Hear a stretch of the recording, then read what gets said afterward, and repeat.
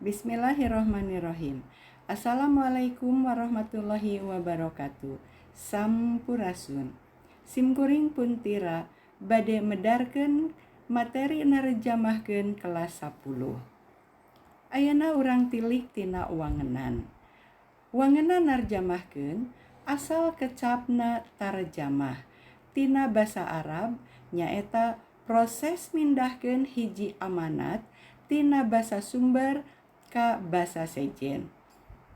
Contona ngarubah teks basa Indonesia kana basa Sunda atawa sabalikna. Tarjamahan nyaeta teks atawa wacana anu mangrupa hasil tina mindahkeun atawa ngaganti basa sumber atawa basa asal kana basa sejen atawa basa anyar. Dina materi narjamahkeun tangtosna urang kedah terang kana aturan-aturan anu diperyogikeun dina narjamahkeun.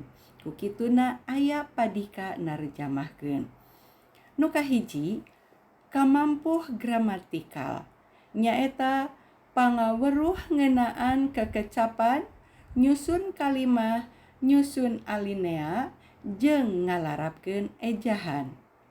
Nu kadua, kamampuh sosiolinguistik. Nyaeta pangaweruh ngeunaan hiji basa dina kahirupan sapopoe di masyarakat pamakena. Upamana aya kecap-kacapi dina basa Sunda. Kinten-kintenna naha aya kecap-kacapi dina bahasa Inggris. Nu katilu, kamampuh semantik. Nyaeta pangaweruh dina ngaguar harti atawa makna teks anu rek ditarjamahkeun. Upamana bae dina basa Sunda aya babasan kurung batok. Ditarjamahkeun jadi bagai katak dalam tempurung. Hal anu peryogi diperhatikeun. Teks anu diterjemahkeun teh aya anu gembleng ditarjamahkeun, aya oge anu henteu pangpangna dina kekecapanana. Contoh narjamahkeun tina bahasa Indonesia. Nu kahiji, matahari akan tenggelam. Diterjemahkeun panon poe rek surup. Lain diterjemahkeun panon poe rek titeuleum. 2. Kapan ke rumahku? Diterjemahkeun iraha bade karorompok. Lain diterjemahkeun iraha rek ka imah abdi. Kalimah panon poe rek titeuleum jeung iraha rek ka imah abdi dua nana oge bener ngan rasa basana teu beunang. Sapertos misalna tadi dina kalimah panon poe rek titeuleum.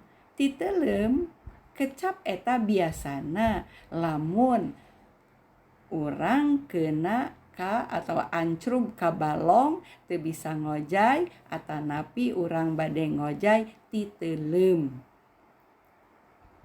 Nah tangtosna panon poe sanes titeuleum leuwih keuna kana rasa basana nyaeta rek surup.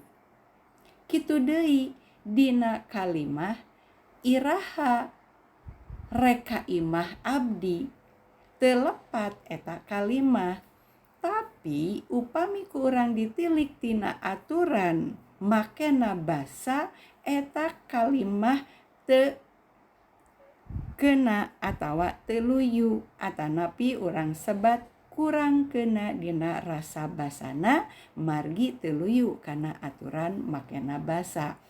Janten leuwih luyu atau leuwih loyog kana kalimah iraha bade karorompok.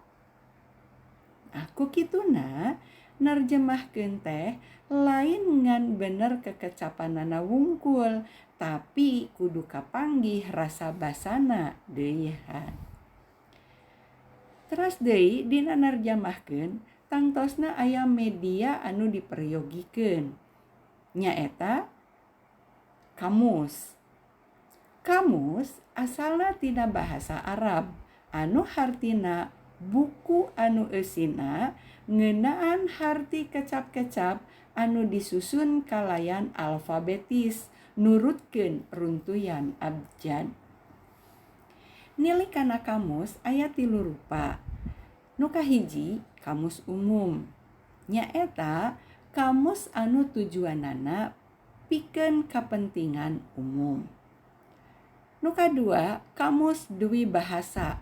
Misalna aya kamus Sunda Indonesia, aya kamus Indonesia Sunda. Atanapi oge aya kamus Sunda. Nah, kamus ieu nu nyebutan sasaruaan kecap dina 2 basa anu beda.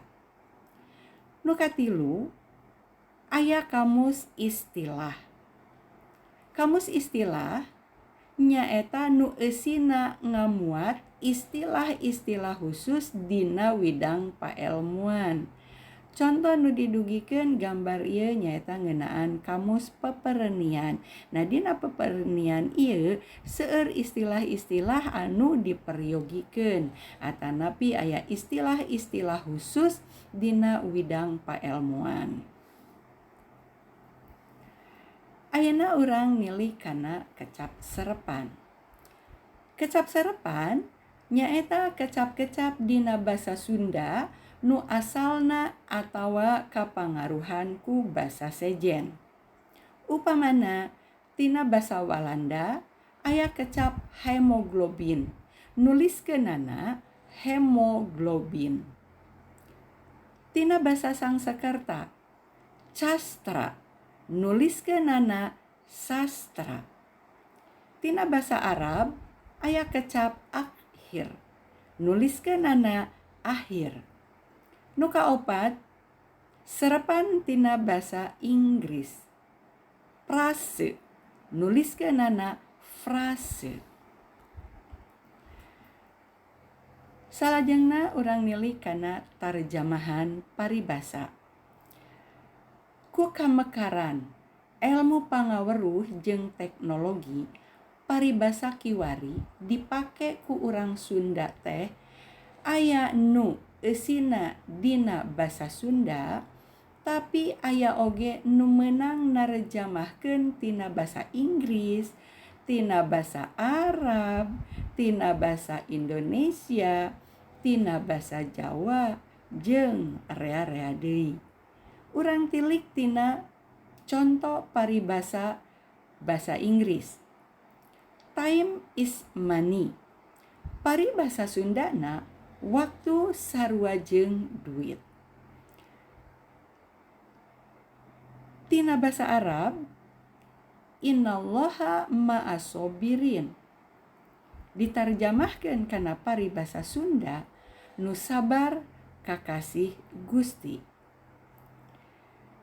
Tarjamahan paribasa tina bahasa Indonesia. Ada udang di balik batu. Ditarjamahkeun kana basa Sunda. Aya hurang handapeun batu. Contoh tarjamahan paribasa tina basa Jawa. Adam lali tapel. Dina paribasa Sundana poho kana wiwitan atawa asal usul. Rupina pedaran materi narjamahkeun anu kusim kuring kapidangkeun cekap sakitu.